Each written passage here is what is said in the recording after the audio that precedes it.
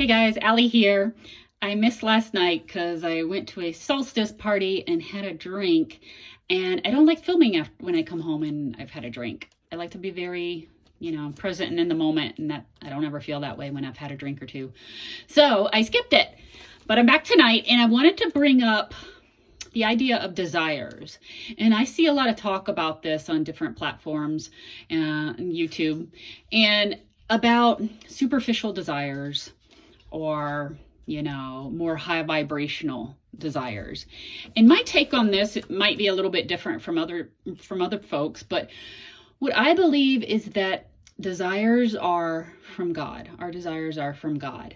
And I don't believe that there are superficial desires and higher ranking desires. Now, I do believe that some are going to be less in depth, in a desire, like maybe a desire to have a sweater versus, trying to form some connection with God. But I don't look at it as a place where we judge them, because I think that's the key where we kind of get off the path, is like a lot of us will judge desires.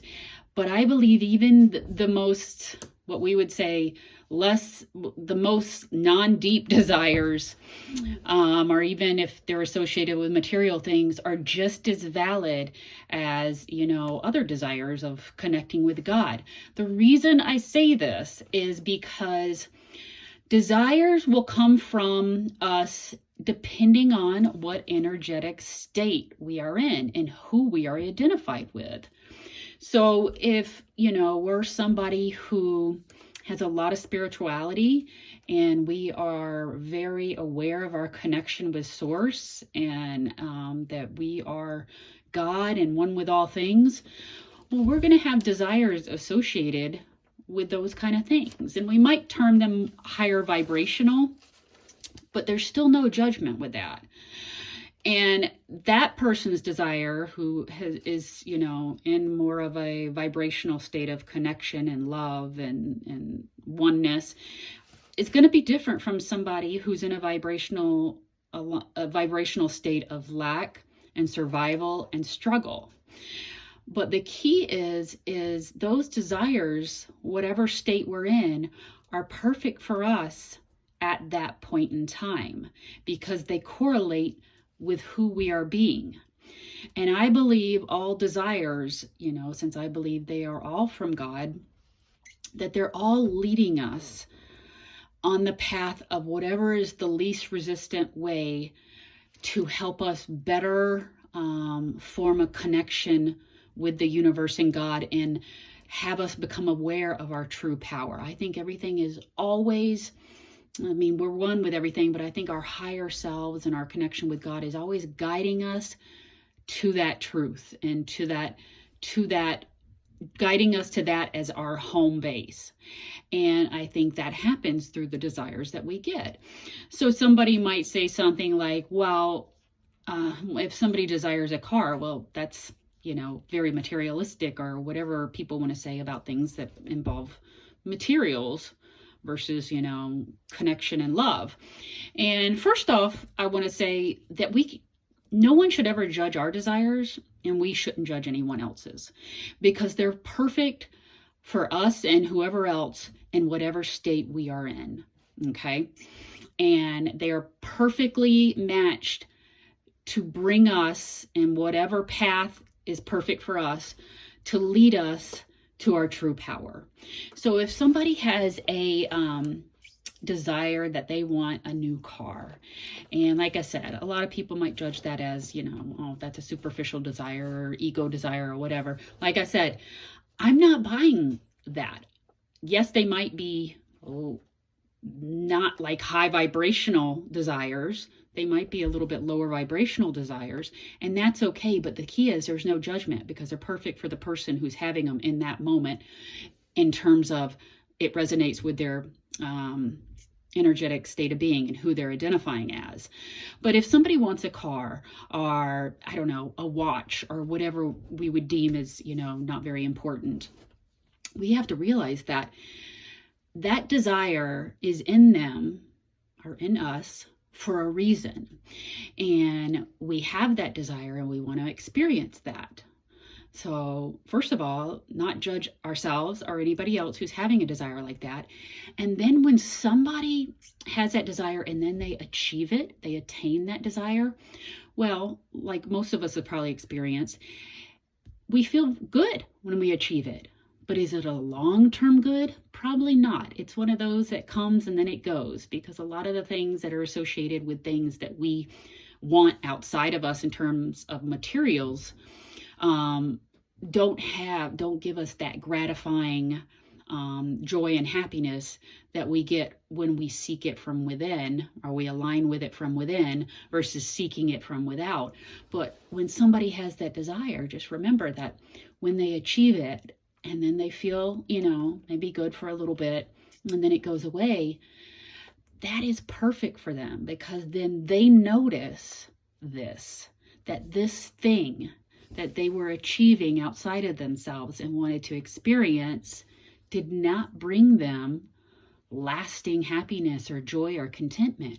It was a short joy, probably short contentment. I mean, you might be happy you have it, but that joy doesn't just last and last and last. It usually just kind of comes and goes. And then a lot of times we'll look for another material thing to bring us happiness. And as we continue to follow those desires, what that person or us ends up realizing is that material things like that and those outside of us, which we have no judgment against for, and they're perfect to realize. But if people are wanting them from a place of being content and filling up, then they will realize that those things don't bring that.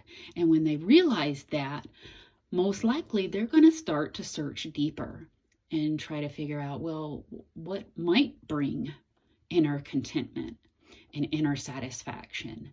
And they start looking beyond those kind of things. Yeah, they still might have those desires, but they aren't looking to those desires to fill them up and to fill a void. But them achieving those and having those desires was able to give them the experience of, oh, this is a short-term joy for the most part. It's not something that gives me a sense of fulfillment and contentment from within. And that's key with those desires. So you can see that desire is fulfilling its purpose. People achieve it, they experience it, and then if it's something they're trying to fill a void, then they notice that it doesn't do that. So it sets them onto another path. And eventually, if they've really wanted to fill a void with a lot of material things, eventually they notice that those things aren't doing that. And it might set them on the track back to themselves, realizing that all of that fulfillment and all of that contentment and joy come from within and not from something that we would seek without in terms of the 3D material plane. Another example is if somebody wanted, like I said, they wanted to make a lot of money, and there's nothing wrong with that, but they wanted to do it because they wanted to feel confident and successful. Well, when they achieve that goal, sure, they might feel that way and stuff, but it's not sustainable within if we are giving that power to those circumstances and desires being realized. It won't continue to fulfill us unless we have that from within. The outer circumstances, even when we achieve them, we'll notice don't have the sustainability to keep us feeling content and happy on an ongoing basis, because they can't do that, because those things come from within us. So all of these different desires, even the ones that people call superficial or ego desires, all serve a purpose. And where we come in is to not judge our own desires or the desires of others, and to know that all of the desires have a role to play. And I believe, and this is my personal belief, I believe that they have a role in leading us to our truest power, however that might be. But the key is we're not to judge that. Just trust that everybody's in their own energetic state of being and who they're identified with. And when they have desires, those desires are perfect for them, because as they realize them, they might end up finding out that those aren't what they thought they would give them internally. And then they start to look deeper. But all desires, I believe, are from God and are all leading us back to our true power within ourselves.